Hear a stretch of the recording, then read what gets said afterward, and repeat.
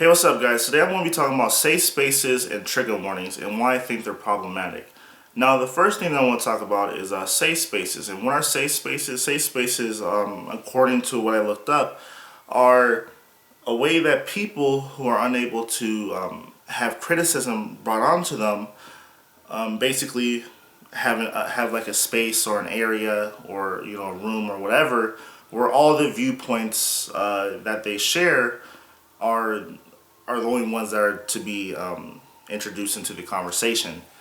And trigger warnings are basically, from what I looked up, ways that people who might have experienced like something that might traumatize them, like seeing the death of a family member, rape, domestic violence, etc., and warn them beforehand to prepare them to be able to, I don't know, deal with seeing it or something like that, or they can just leave.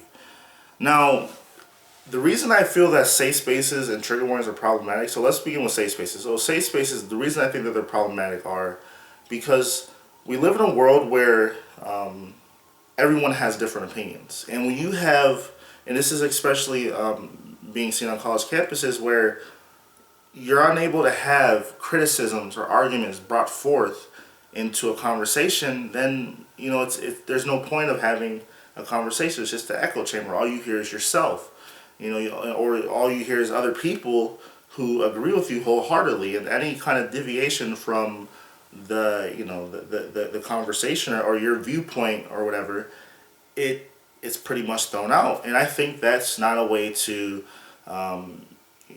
make yourself more intelligent. I mean, if all you hear is someone saying something that you agree with, then what's the point of even talking about that conversation? It's the best way to debate is to understand what the person that disagrees with you with is thinking and saying, so that you can properly argue your points and make sure you come correct. And also, excuse me, if there's some things that you might have overlooked or not have been so sure on, then you might modify or change your opinions to make it more of a strong argument. And when you have safe spaces, is basically just a bubble of people wanting to hear themselves. Now the next thing that I want to talk about is trigger warnings. Now trigger warnings are basically ways that people who have experienced some sort of trauma in their life are warned beforehand when a subject that might have actually occurred in their life is brought forth. And I find that problematic, and so do a lot of experts in the fields of psychology, because so for instance, there's a professor by the name of Metin Basoglu, and he's internationally recognized for his trauma research.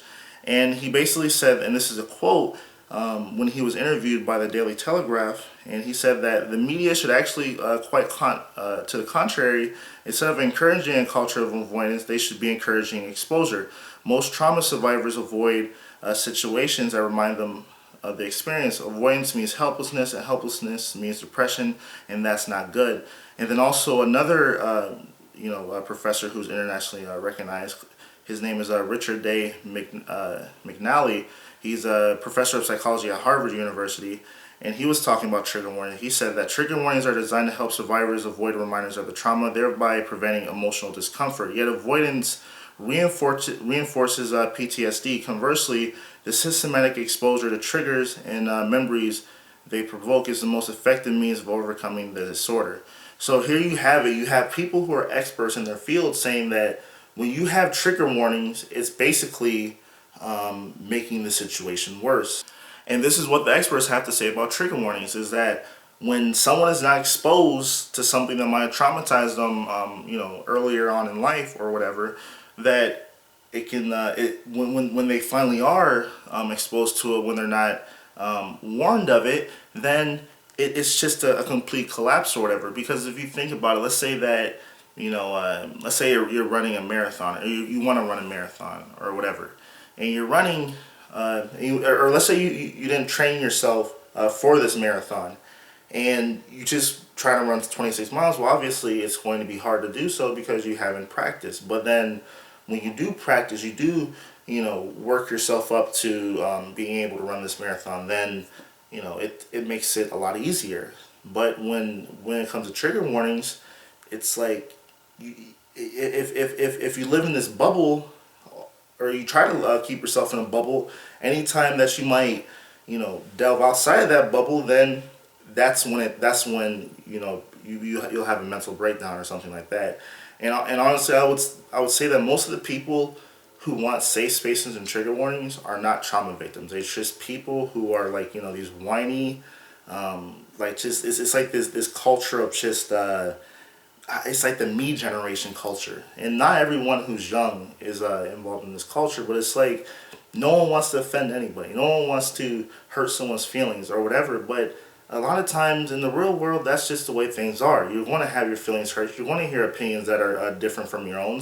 If when I'm done with college, I want to get a job, and I'm pretty sure that most of the people that I'm going to work with, or at least some of the people I want to work with, will probably have views that are completely on the opposite of what I think. But you can't just go through life thinking that everyone's going to think like you, act like you, like the same things as you, believe the same things as you, because that's just that's la la land. You're up in the clouds if you think that or whatever. So that's all I have to say about safe spaces and trigger warnings. Tell me what you guys think in the comments below.